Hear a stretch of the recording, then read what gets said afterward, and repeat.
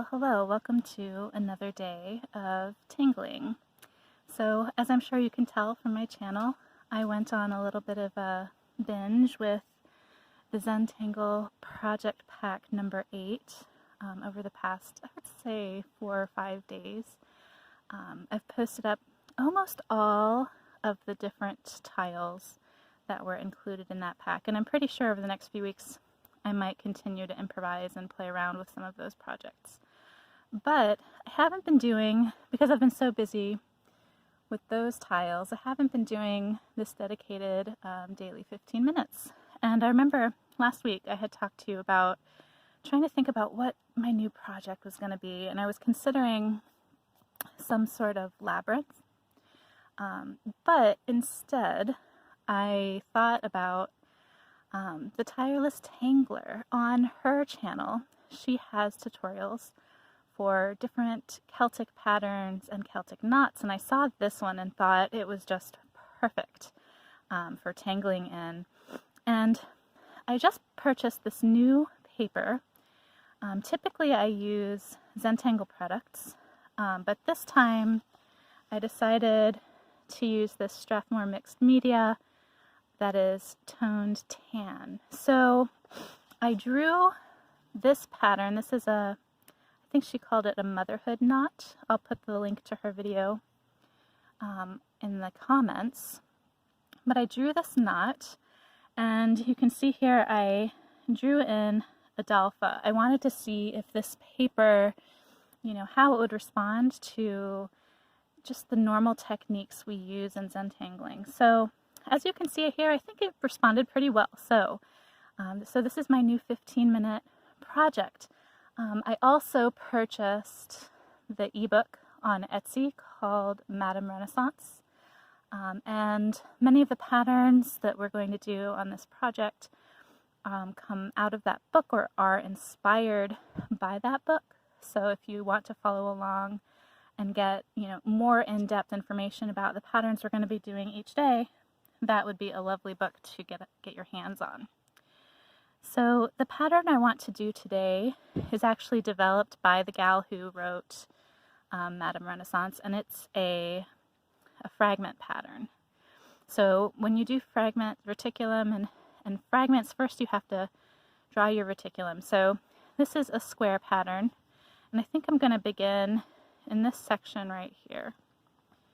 So we're going to start off with a brown pen, and first just drawing in our square reticulum, and it curves relatively well. So your squares don't have to be utterly and absolutely perfect.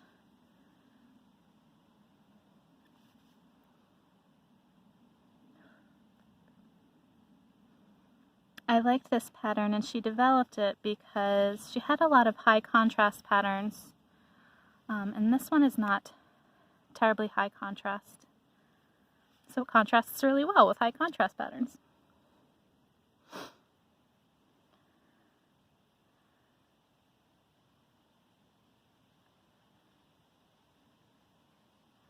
Now, I'm not looking at the book right now while I draw.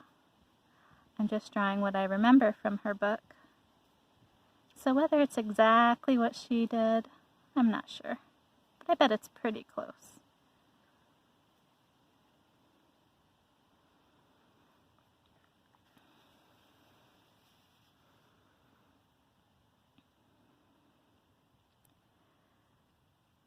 Today it's a gorgeous day. It's starting to warm up a little bit here.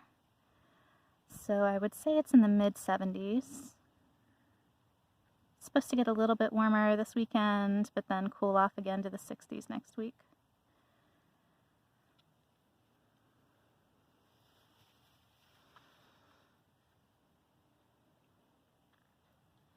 It's nice and sunny. There's a little bit of a breeze.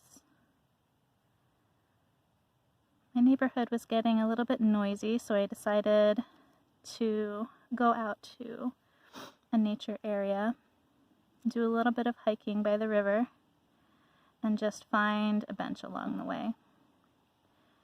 So I'm out on a trail that's quite a bit of ways into the woods. I don't think many people are going to walk by, but I do see a lot of little gnats and mosquitoes out. Life is definitely present. The nature area is just beautiful. The blackberry plants, vines, they're not vines, what would they be? Stalks? Bushes? I don't know. Are blossoming right now, so those are quite lovely and give me a hint of where I can forage later on in the year if the critters don't get to it first.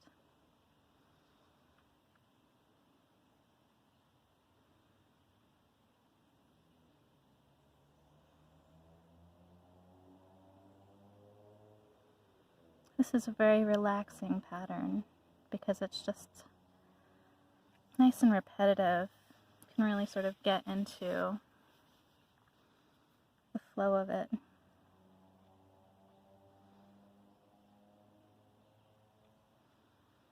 I wonder how large I'm going to want to make these little leaf or seed shapes. Might play around with making some larger or smaller over time. I like working with this tan paper, and the Renaissance tiles, because you get a really nice effect with this brown pen, and you can really play off of that with your black pen. Let's go back to that first square, and in this open space up here, I'm going to start down here and draw in a curl. And in this space here, do the same. So if you look at this square, this is the whole fragment. And you're just repeating that fragment over and over. I chose opposite orientation. I bet you could try it with repeating the orientation and see how you like that.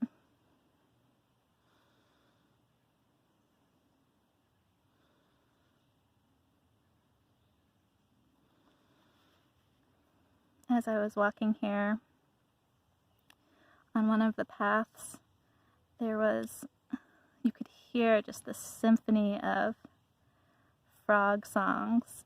I love the sound of frogs. It was so fun. I tried to walk past. I think they all got quiet for a moment and then just kept on going.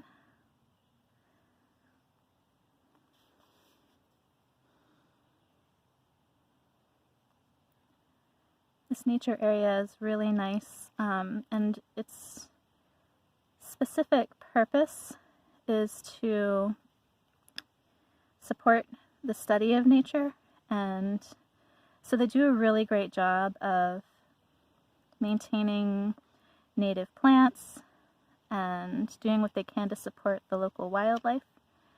They have bird watching tours and native plant tours. And because they're located right by the river, you get a variety of ecosystems to look at, which is pretty neat. All right, I think it's time for shading. So I've got my pencil. I'm just going to shade along the edges. I might add some black accents later.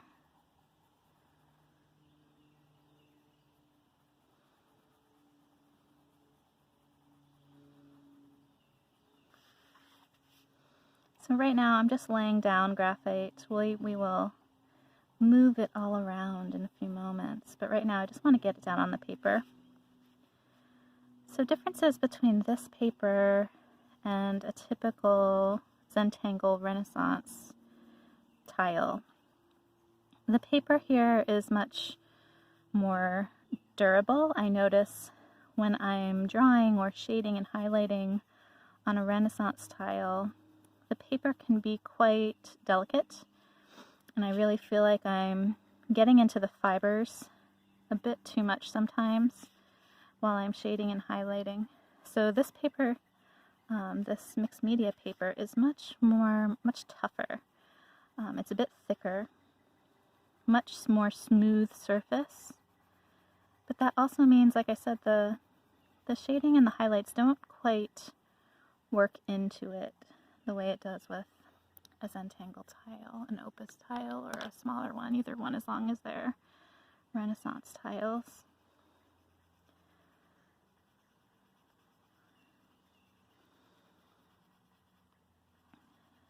So yeah, this paper is noticeably smoother.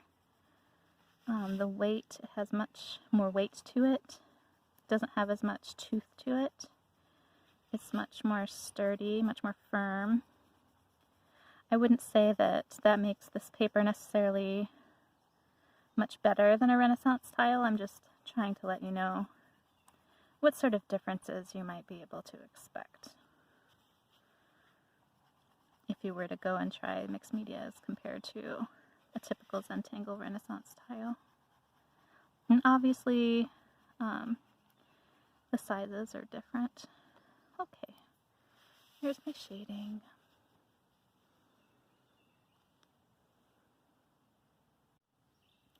Alright, so then I think I'm going to add a few black bits before we go ahead and add highlighting. I think I'm just going to make these guys like these little dots black. Just to add a little bit of contrast in colors.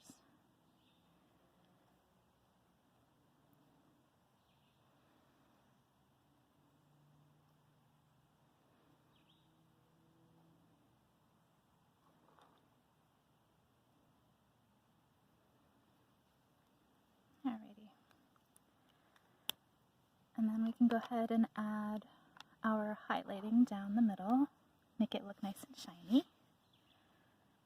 And I try to be pretty gentle when I'm adding my highlight.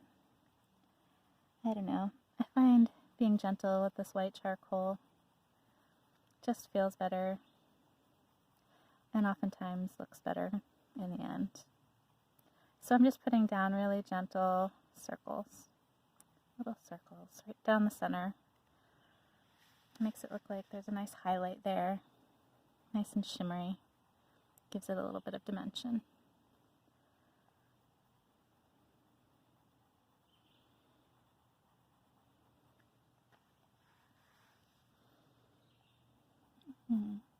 I wonder if I want this pattern to connect with the A-Dalfa over there. I might do that tomorrow. Okay, so there's our shimmer. Just to smooth that out, I'll take my tortillion and smooth that out.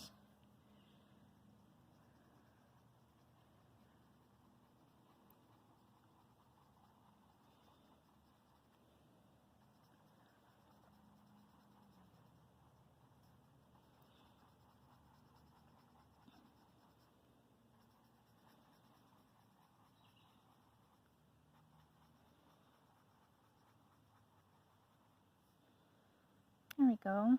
It's looking pretty nice. And I think I'll go ahead and use my white jelly roll to add just a few more extra highlights in there, especially around this curve area.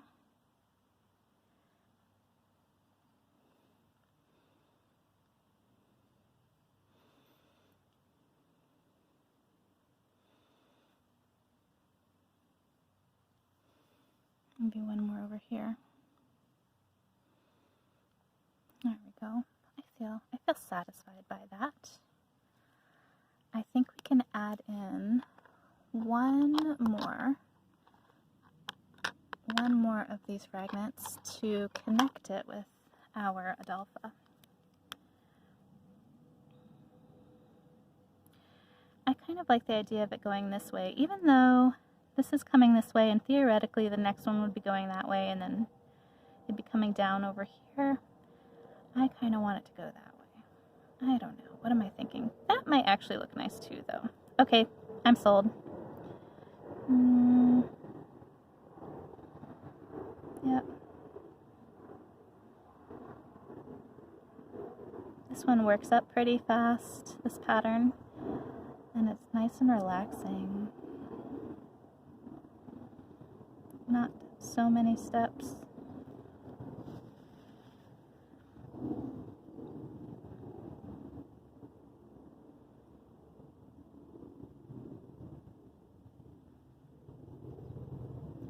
Just put maybe a little guy right here. Yeah. All right. So then put in our black dots.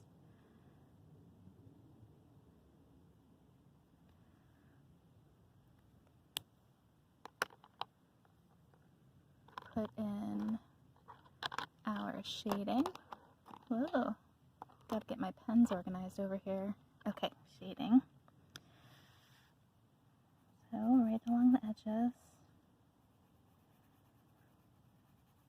And I'm also going to want to add shading right here because it's as if this section is going under this section here. So I'll add a little bit of shading on both sides for that, going under. Okay.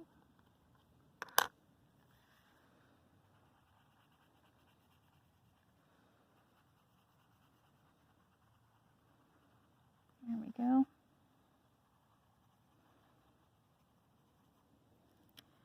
And just a tiny bit of highlighting.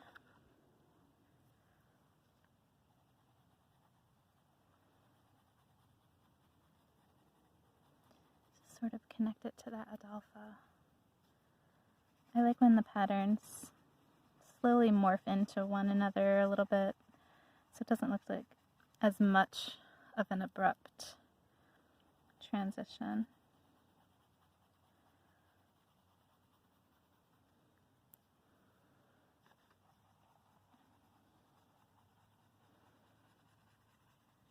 Okay, and then a tiny little bit of white Jelly Roll, and then we'll be done for today. I think I'll just extend this line right here. There we go.